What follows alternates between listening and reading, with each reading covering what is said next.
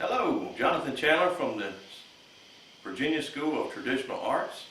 We've got a little review today. I don't do too many reviews on items, but I've got a couple of these new kayaks I just ordered, and I'm going to do a little bit of review. These are Old Town Vapor 10 Angler kayaks.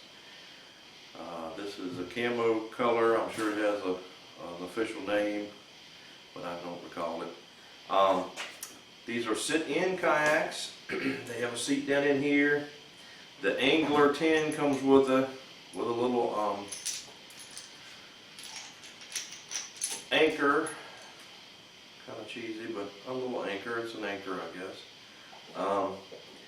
And it has a little system on the side. We'll see how that works. I've never had that before. We'll check it out. I'll be honest with you, not a kayaker myself, but I'm getting up in age and I'm getting tired of toting my Old Town canoe around. That dude is like 15 or 16 feet long and about 70 or 80 pounds, whereas this one is 10 feet long and about 50 pounds. So a lot easier to carry around, a lot easier to put in the truck. Don't have to struggle with it so much. Now this is a one-person kayak, and like I said, it is an angler. It has two built-in fishing rod holders in the back. It has the anchor. As far as I know, that's all it has that's different than the normal one. Now the normal one's about $150 less. The Vapor 10, I think, something like that. So, but I wanted to fish with it, so I wanted the fishing pole holder, so I went ahead and got that. And I like the camo color if I want to do some duck hunting or what have you in the spring or the fall. It does have looks like a reasonably good, comfortable seat. We'll see as we use it. I'll tell you what I think about it after the first time we take it out. What I'm going to do today is we're going to do some modifications to it. Stuff that I think Old Town should have done. Wouldn't have cost them hardly anything to do it, but we're gonna do it for them. What I've added here is a little cleat. And this is where you can wrap your rope around. It's hollow in the middle. If you've got the bungee straps, you can do that. If you've got a ratchet strap, you can do that. But I want to be able to hold whatever I put in this container here in there, even if the boat flips over. So I'm not. I just don't want strings all over the place. If I'm having to get out and swim, I don't want to get my feet caught and stuff. So I would like to, whatever this is in here, I'd like to strap it in tight enough so it can flip all the way over in case it needs to, and not lose it and not get hung up in it. I've already added this one on this side. It did not come like this, and I'll show you what I'm using. Alright, what I'm using is an old piece of inner tube. This is a tractor inner tube. It's pretty thick. I bought these cleats off of Amazon.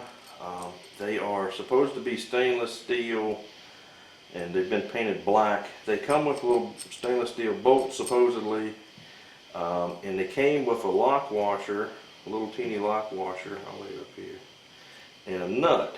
But it's a little teeny lock washer. That's all that's going to hold this thing in the boat. So I went ahead and found me some little washers. So I will put a little bigger washer. So it's got to pull this whole washer through instead of just this little teeny thing. And I'm going to cut this piece of the inner tube down to where it mimics the shape of this, just slightly bigger. And I'm going to punch a couple holes through it, and so that it lines up with my bolts. And we're going to drill holes on that other side. The inner tube thing is not a mandatory thing, I don't guess, but I think it's going to ensure that at least it's not going to splash water into my hull, I hope, if we happen to get into rocking it or getting into weight water or what have you. We'll see. I'm going to try to line this up more or less straight across. I was able to reach it. That was my main concern from the inside. There's no bulkhead in this boat. It's just styrofoam flotation in it, screwed in, looks like. And we're going to turn it over when we first get it in the water just to see if it'll float. And so we're going to call that pretty straight across.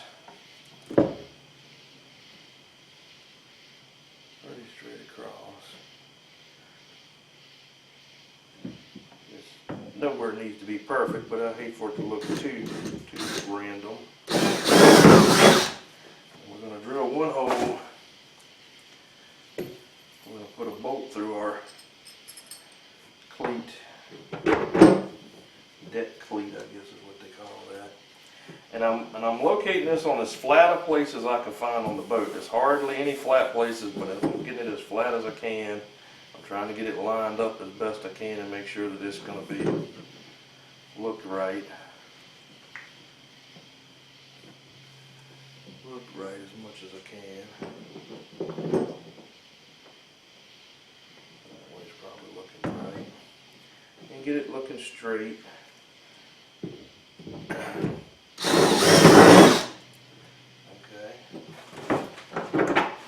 I've got my 2 holes. Alright, I got my little cleat.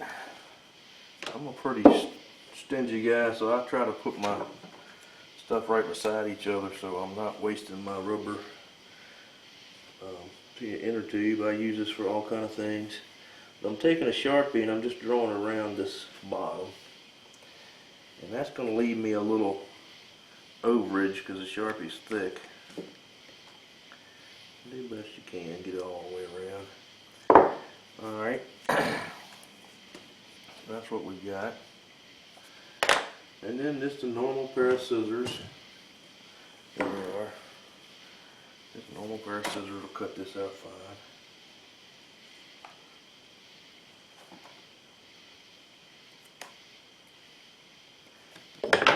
Set it on here, see what it looks like.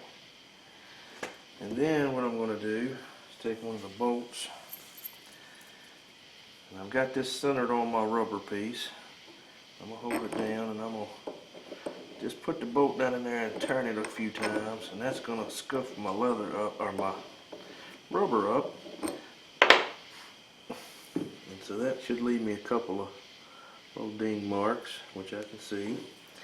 Now this is a leather punch. This comes in a kit. This one probably came from Tandy. But if you do knife making work and stuff like I do, we have to use leather, so lots of people have this. One of those, you wouldn't have to have this particular one that looks like pliers could probably punch this too. But I've picked out one that's smaller in diameter than my bolt.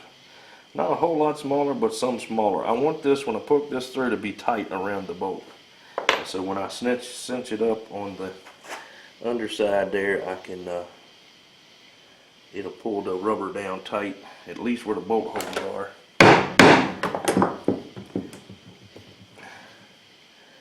And we can get this working here.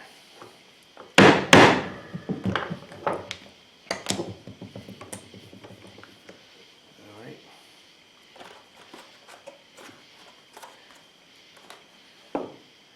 So there's our piece with our 2 holes in it. May spend another second or two cleaning up this a little bit more, making it a little more round looking, not so chopped. Alright, so now we've got our piece with our 2 bolts sticking through here, and we're going to work this rubber onto our bolts.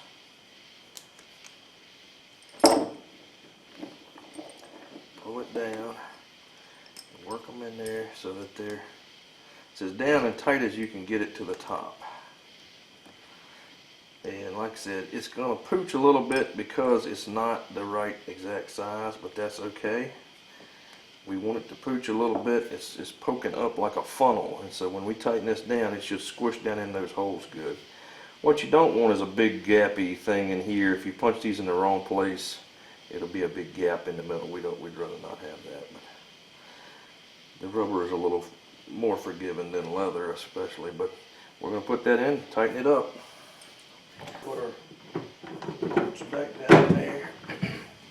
Shove them down in there.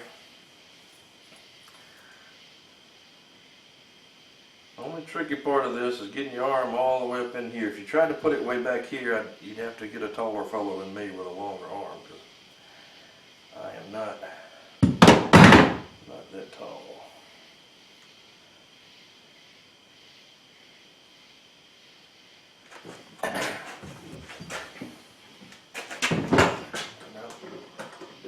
left-handed on this side, which is really strange.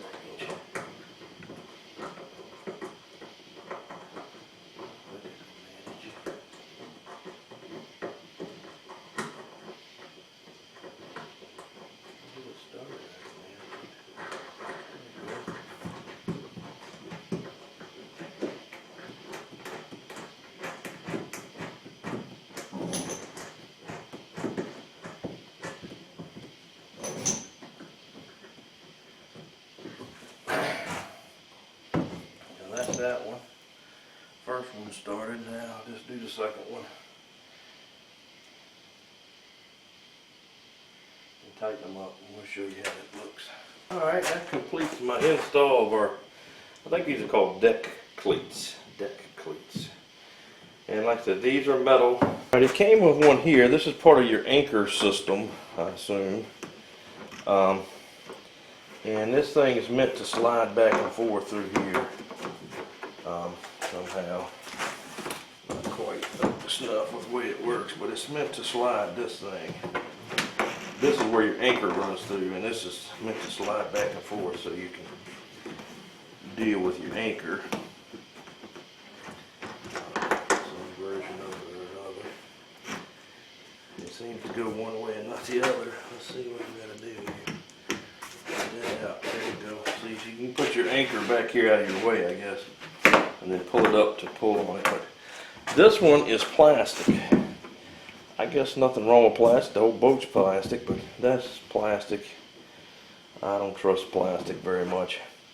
So I'm going to install another one of these on that side, so in case for whatever reason, I want to put my anchor on the left, I'll have something up here where I'm at to do that. Alright, I apologize about the rain noise on the roof. That's why I'm not kayaking and fishing at the moment.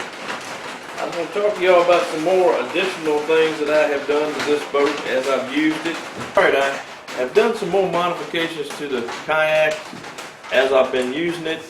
I've had this approximately a month. I've used it 3 times. I took it out three different days for about 4 or 5 hours each day. Did some fishing out of it, playing around.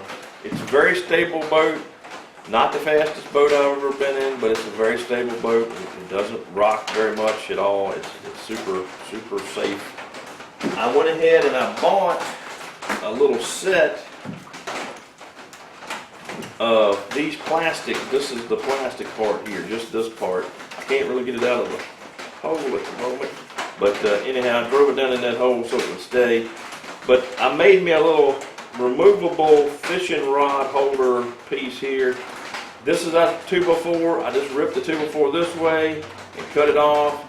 And these are 2 pieces of the same 2x4 I just made round, approximately the size of my cup holder. And I drilled a hole here, drove this thing down there and painted it black so it would kind of blend.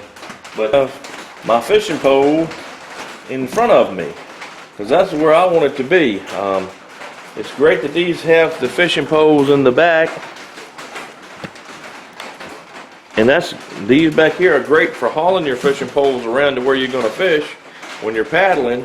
But when I'm fishing, I may want to set that pole down to land my fish or to bait the hook or whatever I'm doing, change lures. And I want it to be not in my lap, not flopping all over. And this seems to work pretty well. So I'm going to build another one of those eventually for the other boat. It works really well. I like it. But when I bought this, these came with a couple of these little U-clips, or I don't know what they call them. It came with 4 or 5 of those. And so I've used some of those to attach bungee cords or whatever I want to attach up here. And I put 2 of them out here in the back.